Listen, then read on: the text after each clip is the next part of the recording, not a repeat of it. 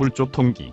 불타가 출가 성도하여 교화하기 12년 그동안 가비라국에서는 여러 차례 사신을 보내 안부를 묻고 하루 빨리 귀국하여 나라 사람들을 다스려 줄 것을 간청했다. 그러나 가는 사람마다 함흥차사가 되어 오지 않으므로 정반왕은 마지막으로 불타 제세시의 각별한 친구였던 우다이를 보내면서 등에다가 귀래란 두 글자를 새겨 보냈다.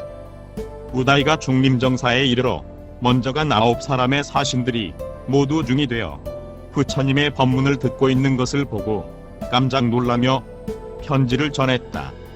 부처님은 부왕의 단장어린 그를 보고 명에 의해 고국을 방문하겠다 하였다. 이 소식이 가비라국에 전해지자 큰 성중은 온통 환영의 물결로 부풀었다. 대왕이 친히 나와 도녀를 정비하고 시련을 장엄하는 등 태자의 환궁을 광의적으로 서둘렀다. 그런데 이 어찌된 일인가.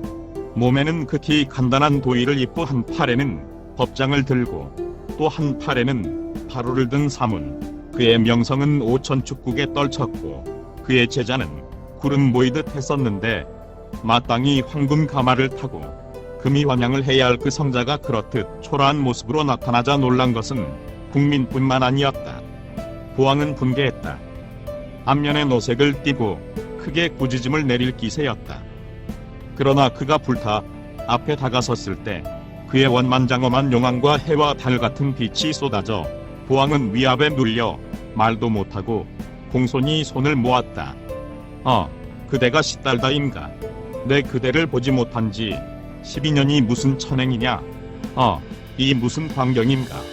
찬란한 만개와 영락으로 성장한 대신들과 화홍유록의 연지분양 속에 금관을 쓴 백수의 대왕이 발을 벗고 바로를 들고 한 가닥 옷을 걸친 아들과 손을 잡고 눈물을 흘리고 있는 광경.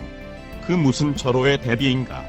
생각하면 방을 빌고 옷을 빌어 비록 형색은 거린에 비해 별로 다를 것 없으나 불타의 눈에는 오히려 이러한 호화찬란이 메마른 사막과도 같이 고였을런지 모른다.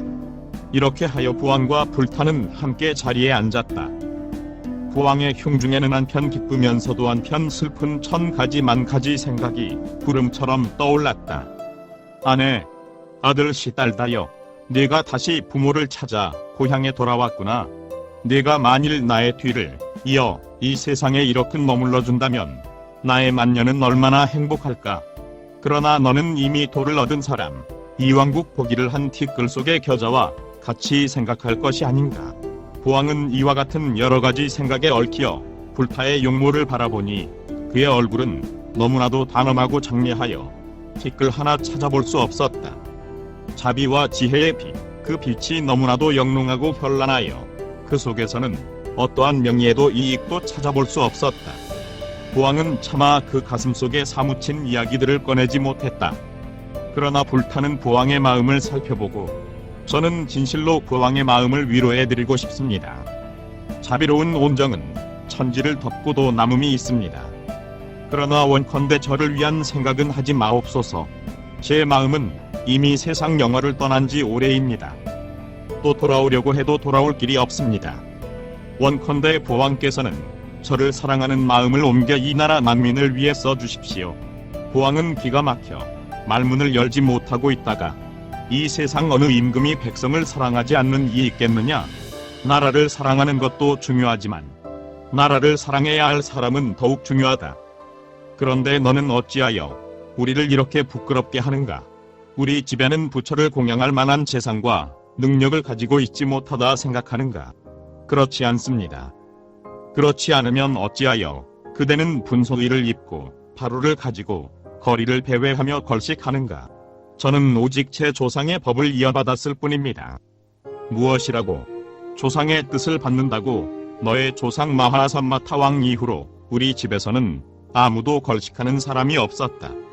왕이시여, 그것은 대왕님의 왕통입니다. 저의 가계는 부처입니다.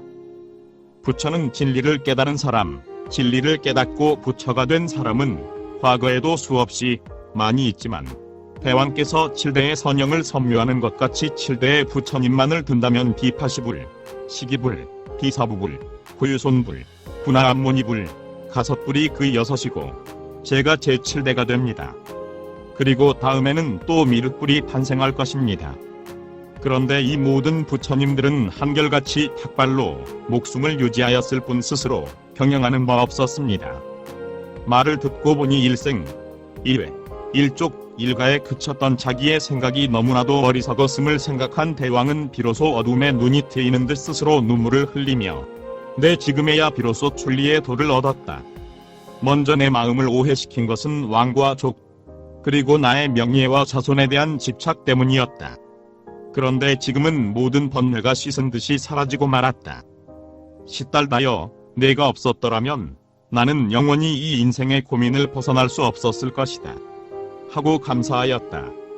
이것은 부처님의 족보를 밝힌 설화이다. 설화에 의하면 석가모니 부처님은 과거 7불 가운데 제7대에 속하며 그는 이미 연등 부처님으로부터 수기를 받아 법왕의 지위로서 이 세상을 다스릴 자비를 보장받고 있었다 한다.